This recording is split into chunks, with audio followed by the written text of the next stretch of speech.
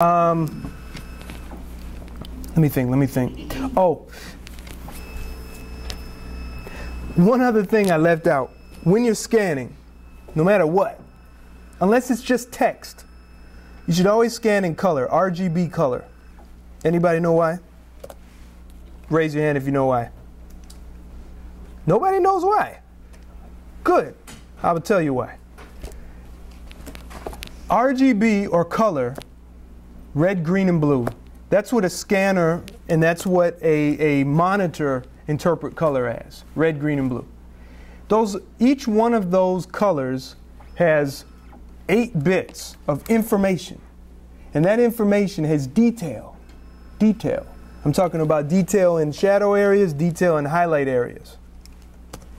If you scan a black and white document or image in grayscale, or so-called black and white, you'll only have one channel of color. Each channel has 8 bits. So if I scan in color, which has 3 channels, 8 times 3 is 24, think of it as depth. If I scan it in one channel, it's only 8. So I have 8 compared to 24. If I have 24, I'll get more detail. Now, I will warn you that the detail is very subtle, but it's a good habit to get into, okay, to scan in color. And I guarantee you, all the archives, Library of Congress, they're scanning all their black and white in color. All of them. All their black and white images. By the way, so you see these spots here on his face? That's because I scanned it without the descreening filter, okay? So, again, if I want to keep this, and here it's crooked, again, I apologize. I put my descreening filter on, scan this. Now, what's the resolution, the minimum resolution I recommend? I'll say no more or no less than 300 pixels per inch, okay? If you want to do 600, like some people do, that's fine, okay? You want to do 200, that's fine. You want to do 150, that's the limit. Don't go any lower than that when you scan, okay? But I recommend 300.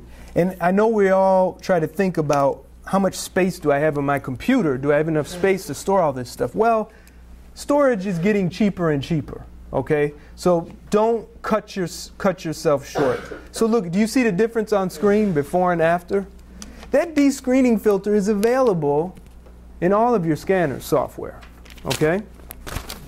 Okay, original certificates. I want to talk about when you have something like this, okay? And what is this? Could you tell me what it is? It was a letter to my great uncle from the ancient Hibernians. It was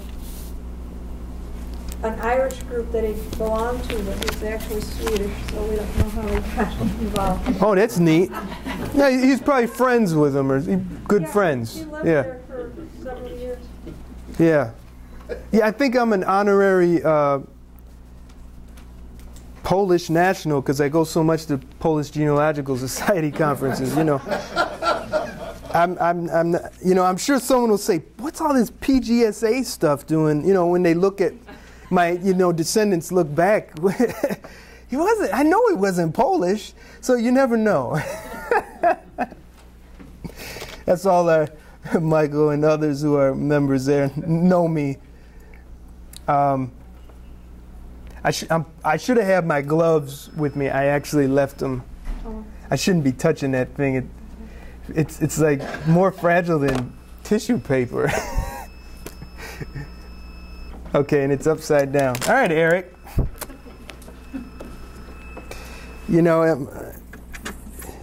This is like I'm torturing everybody. Let me get this like this here, and it's taped together. Yeah, we have to figure out if we can take it. Yeah, I wouldn't do it. I wouldn't take the tape off. I really wouldn't. Because, okay, fine, if you want to, then scan it first, like what I'm doing, and then try to take it apart. And if you ruin it, well, at least you have a scanned version of it. Okay, so good. So I scan this. I'm going to give it, you know, a little bit room on the sides. Okay. And I'm going to scan it in color, right? And there is some color in it, actually. There's some green text, green type. You don't want newspaper, do you? No, I turned that off. That's right. I definitely don't want that. Yeah. Yeah. I'm going to call this membership. And see if you look. Oh, sorry. But I had unchecked the descreening filter. If I had that on, it would have really slowed it down. And so any questions? Yes? These screening filters, some of the less expensive scanners in their software call it normal, fine, superfine, rather than, well, 185, 133, 170. Okay, is that normal, fine, superfine under a category of descreening, or how is it explaining it? How do you? Basically, yeah. Okay, well, if that's the case, you're going to have to experiment. Scan at each one of those levels and see if it makes a difference. I don't know. To me, that sounds like a resolution issue, or even a file. It could be saving it as JPEG in those different, because JPEG can be saved in various levels of quality. Yes, sir. Approximately what year manufacturer for the screeners did the ability come in as a part of? When did the descreening function come in for scanners? Well, you know, I guess it depends on the brand and the quality, but from my experience, since the mid-90s, early 90s, you know, it's a pretty basic thing. It's always been a problem, so they kind of, the technology took care of it right there, you know, whoever invented it. But generally it was something that was a carryover from the pre-digital days, because sometimes they would have moire, those kind of patterns, and on the press they would do different things to eliminate that. Let's open this up. Let's try to do a little work on this one. It's scanned in color, and I scanned it at an image size resolution of 300 pixels per inch. It made it kind of big.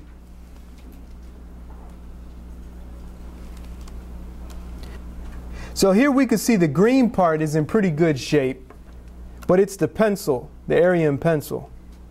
Now it looks to me like there was writing on another piece of paper that was on top of this paper, and there was pressure put on that paper. If you look at, I'm going to point with my pointer here. Let's see if I can, I can go like this. Like this area, okay, that looks like text that was not originally written on it. Okay, that looks like something from, like I said, the back sheet of something. Like these were all stacked together. And another way I can tell is because this, in this form, it's saying division number and then maybe the date. Yeah. 191. What would that be? 1912. There's 2 at the end. Wow. Okay, yeah, there's a 2 at the end, yeah. So why would they write anything else but what's inside this area? I think this is the only place where they would have written anything. So that's important too, is to go through it kind of closely and examine it. Now, let's see if we can try to decipher some of the information. In Photoshop and Photoshop Elements, you have something called levels. And I'm going to choose a levels adjustment layer here. And it brings up this box. I'm going to quickly, just to try to see if something pops out, I'm going to bring these sliders over almost to past the edges of the mountain, which is actually called a histogram. And I want to increase that contrast. Just keep pushing it.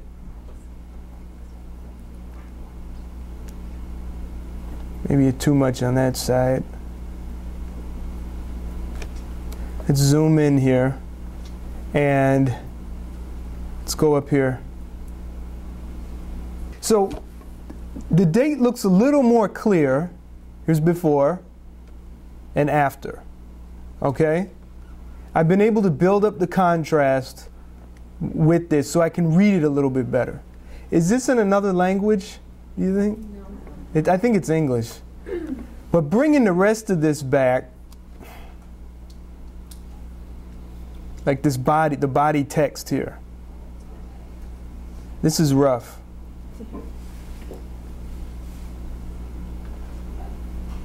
I'm really pushing it. I'm limiting the range now between light and dark. You notice there's now hardly any middle or gray or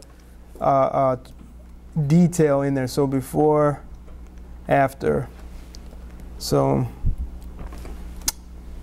and see, I'm going to have to change it for the areas by the tape. Because by the tape, there's more density. So it blocks it up. So I can see right here, this text area.